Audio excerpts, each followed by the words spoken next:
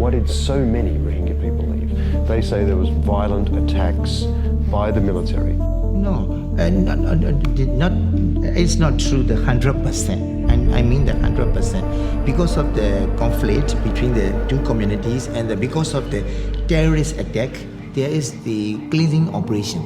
They fear for that. Counterinsurgency means you go after the specific units that are involved, but rounding up civilians, burning their houses, slicing the throats of children.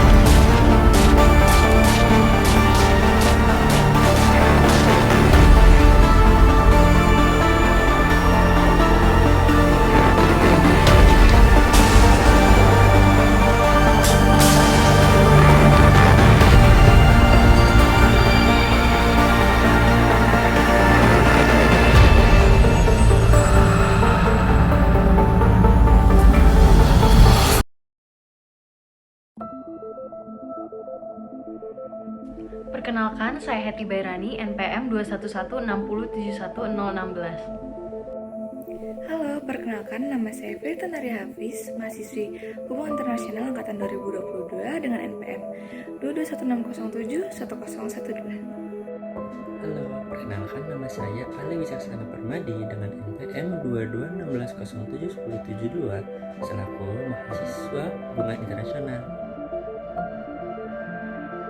Pada tahun 1982, pemerintahan Myanmar tidak mengakui serta mencabut kewarganegaraan Rohingya yang mengakibatkan mereka tidak memiliki status resmi di negara mereka sendiri. Hal tersebut membuat diskriminasi terhadap mereka menjadi lebih parah dan berlangsung lama. Di tahun 2017, kekerasan yang dihadapi oleh bangsa Rohingya meningkat, di mana melibatkan pembunuhan dari etnis ini sebanyak 10.000 orang, termasuk terjadinya permukaan, penyiksaan, hingga pembakaran hampir 400 desa, di mana hal ini memaksa lebih dari 700.000 warga Rohingya melarikan diri melalui rute Bangladesh. Kekerasan ini membawa ujaran kebencian yang dimana mengatasnamakan agama dan etnis Rohingya yang disebabkan oleh nasional Buddha di Myanmar. Di Bangladesh, sebagian besar dari penghuni Rohingya ini tinggal di kamp pengungsian Cox's Bazar.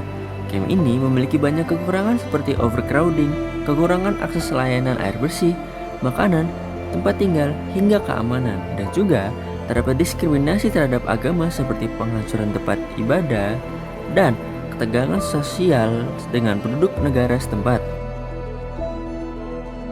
Terdapat 3 pelanggaran yang terjadi dalam kasus ini. Yang pertama, genosida, di mana terjadi pembunuhan massal yang melibatkan 10.000 korban jiwa etnis Rohingya.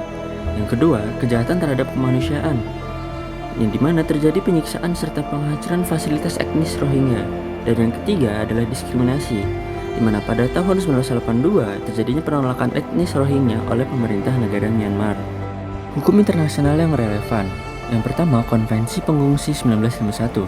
Konvensi ini melindungi pengungsi Rohingya yang deportasi ke Bangladesh melalui prinsip non-refoulement. Yang kedua, Deklarasi Universal Hak Asasi Manusia atau DUHAM.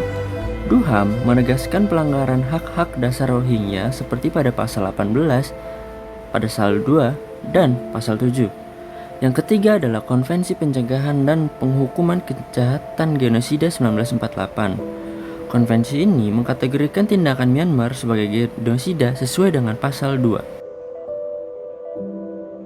Kami memilih kasus pelanggaran HAM terhadap pengungsi Rohingya di Myanmar karena kasus ini merupakan contoh konkret pelanggaran sistematis terhadap etnis minoritas, termasuk diskriminasi struktural, kekerasan masif, dan pengusiran paksa yang bertentangan dengan norma-norma hukum internasional seperti Konvensi HAM PBB dan Konvensi Pengungsi 1991. Hal tersebut membuat berbagai cara dalam mencari solusi seperti diplomatik sekaligus peran teknologi informasi dalam pengumpulan bukti serta mendorong kesadaran global.